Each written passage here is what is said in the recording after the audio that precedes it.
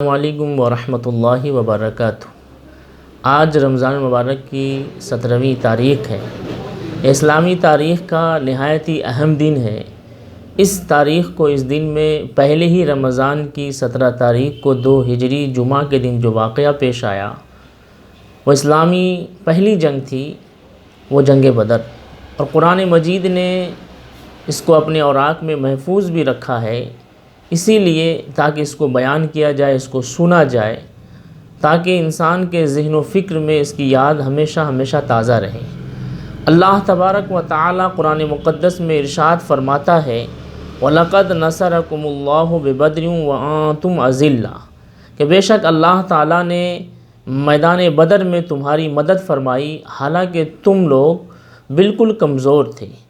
بدر ایک کنویں کا نام ہے جو مدینہ طیبہ سے تقریباً 80 میل کے فاصلے پر ہے، اور یہ کنواں اتنا مشہور تھا کہ اسی کنویں کے نام سے پوری آبادی کو بدر کہا جاتا تھا۔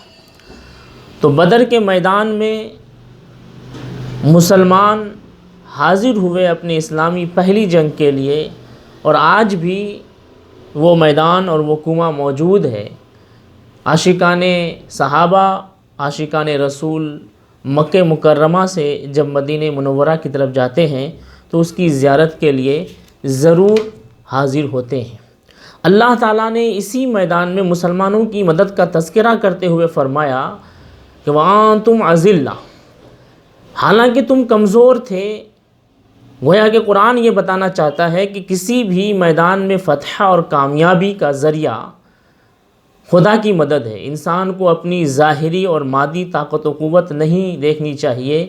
اس دن جب مسلمان خدا کے دین کی حفاظت کے لیے دشمن کے مقابلے کھڑے ہوئے تھے تو بڑے کمزور تھے، ظاہری اعتبار سے کمزور تھے، تعداد میں صرف 313 تھے اور دشمن 950 کی تعداد میں موجود تھے۔ سواری کے لیے صرف 17 اونٹ اور 2 گھوڑے مسلمانوں کے پاس تھے، 6 ذرہ اور 8 تلواریں تھیں، جبکہ دشمن کے پاس 100 گھوڑے اور 700 اونٹ اور بکثرت ہتھیار تھے۔ وہ کھائے پیے ہوئے تھے اور مسلمان جو ہے روزے کی حالت میں تھے۔ بس اگر ایسا ہوتا کہ طاقت اور غلبہ فتح حاصل کر لیتی ہے تو پھر اس میدان میں مسلمان کو فتح نہیں ملتی، لیکن اللہ تبارک و تعالیٰ نے غزوہ بدر میں فتح کافروں کو نہیں بلکہ مسلمانوں کو عطا فرمائی۔ تو اس سے یہ معلوم ہوا کہ خدا وحدہ لا شریک نے غزوہ بدر میں کمزور مسلمانوں پہ کرم فرما کر ان کی مدد کر کے قیامت تک کے لیے یہ تسلیم کرنے اور عملی دعوت دے دی کہ کامیابی اور کامرانی اور مدد خدا کی مدد سے نصیب ہوتی ہے، صرف تم خود کو اس قابل بنا لو۔ جیسا کہ اللہ تبارک و تعالی قرآن مقدس میں ارشاد فرماتا ہے وَلَا تَهِنُوا وَلَا تَحْزَنُوا وَأَنْتُمُ الْأَعْلَوْنَ إِن كُنتُم مُؤْمِنِينَ کہ نہ ہمت ہارو اور نہ غم کرو، تم ہی بلند اور کامیاب ہوگے اگر جب کہ تم سچے مسلمان ہو۔ یعنی مومن کامل ہونا خدا کی طرف سے کامیابی کی ضمانت ہے۔ تو غزوہ بدر میں شریک ہونے والے مومن کامل تھے جو خدا کے مدد کے مقابلے میں دنیا کی ہر قوم کو یہ دعوت دے دی کہ اگر ہمارا ایمان کامل ہو تو یقیناً اللہ تبارک و تعالیٰ کی مدد آتی ہے۔ جیسا کہ سورہ انفعال میں اللہ تبارک و تعالیٰ ارشاد فرماتا ہے کہ جب تمہارا مقابلہ ہوا تو اللہ نے کافروں کا لشکر تمہاری نظر میں کم کر دیا، اور تمہیں کم کر دیا کافروں کی نظر میں۔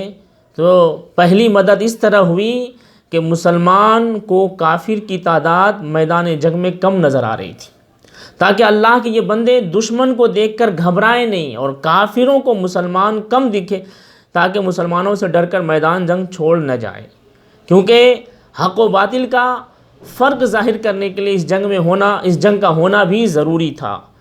جیسا کہ اللہ تبارک و تعالیٰ ارشاد فرماتا ہے یرونہم مثلیہم رأی العین کہ کافر مسلمانوں کو اپنی آنکھ سے 2 گنا دیکھ رہے تھے۔ دوسری مدد یہ کہ جنگ کے دوران بعض اوقات کافروں کو مسلمان اپنے سے 2 گنا نظر آتے تھے، جس کی وجہ سے ان پر مسلمانوں کا ڈر اور خوف طاری ہو رہا تھا، ان کی ہمتیں پست ہو رہی تھی۔ اللہ تبارک و تعالیٰ دوسرے مقام پہ سورہ انفعال میں ارشاد فرماتا ہے جب تم فریاد کر رہے تھے اپنے رب سے تو اس نے تمہاری مدد فرمائی اور مدد کی، اور تمہاری 1000 فرشتوں سے مدد کرنے والا ہوں اور جو پے در پے آنے والے ہیں۔ میدان بدر میں جنگ کی رات سب سوتے رہے، لیکن کائنات کے آقا نبی اکرم صلی اللہ تعالی وسلم خدا سے اسلام کے ان سپاہیوں کے لیے فتح اور کامرانی کی دعا کرتے رہے۔ صبح مسلمانوں کی صفوں کو درست کیا گیا، جنگ کی تیاریاں مکمل ہوئی، تو پھر اللہ کے محبوب نے معبود حقیقی کے سامنے ہاتھ پھیلاتے ہوئے عرض کیا کہ اے اللہ، اب تیری اس مدد کے ملنے کا وقت آ گیا ہے جس کا تو نے مجھ سے وعدہ فرمایا تھا۔ اے اللہ، اگر مسلمانوں کی اس چھوٹی سی جماعت کو تو نے ہلاک ہو جانے دیا تو پھر تیری عبادت نہ کی جائے گی۔ امت کے مونس و غمخوار آقا نبی اکرم صلی اللہ تعالی وسلم کی دعا قبول ہوئی، اور آپ نے رب کی اجازت سے غلاموں کو خوشخبری سنایا اور فرمایا گھبراؤ نہیں، آگے بڑھو، خدا کے 1000 فرشتے تمہاری مدد کے لیے آ رہے ہیں۔ اب کیا تھا کہ مسلمانوں میں پوری ہمت و جرت کے ساتھ دشمن کا مقابلہ شروع کر دیا، لیکن جنگ کے درمیان ہی دشمن کی طرف سے یہ خبر مشہور ہوئی کہ کافروں کی مدد کے لیے ایک اور لشکر آ رہی ہے۔ تو اس خبر سے مسلمانوں کو کچھ تشویش ہوئی، تو پھر نبی اکرم صلی اللہ علیہ وسلم نے خدا کے ارشاد کے مطابق غلاموں کو مژدہ سنایا کہ جب آپ فرما رہے تھے کہ مسلمانوں، کیا تمہیں کافی نہیں کہ تمہارا رب تمہاری مدد کرے؟ 3000 فرشتے سے جو اتارے گئے ہیں، ہاں کافی ہے۔ اگر تم صبر کرو اور تقوی اختیار کرو اور کافر تم پر ایک دم مل کر حملہ کریں تو پھر تمہارا رب 5000 فرشتوں سے تمہاری مدد کرے گا جو شان والا ہے۔ یہ تیسری مدد کا ذکر ہے۔ اللہ نے اپنے رسول کی دعا کو قبول فرمایا اور اسلام کی سپاہیوں کے حسب ضرورت 3000 اور 5000 فرشتوں سے مدد کا جو وعدہ ہوا وہ مدد فرمائی، اور فرشتوں نے اپنا کام پورا کیا۔ تلواریں لگنے سے سر کٹتے نظر آتے تھے، کچھ کافروں کے منہ پر، ناک پر کوڑوں کے نشان نظر آتے تھے، اور یہی فرشتوں کے خدا کا حکم تھا، پس تم مارو ان کو گردنوں پر اور چوٹ لگاؤ، جوڑوں پر غور کیجئے۔ کیسی زبردست مدد ہے کہ خدا کی طرف سے کہ دشمن پر مار پڑ رہی ہے اور اس مارنے والا اس نظر نہیں آتا ہے، اسی طرح وہ قوت و قدرت والا اپنے مومن بندوں کی مدد کرتا ہے۔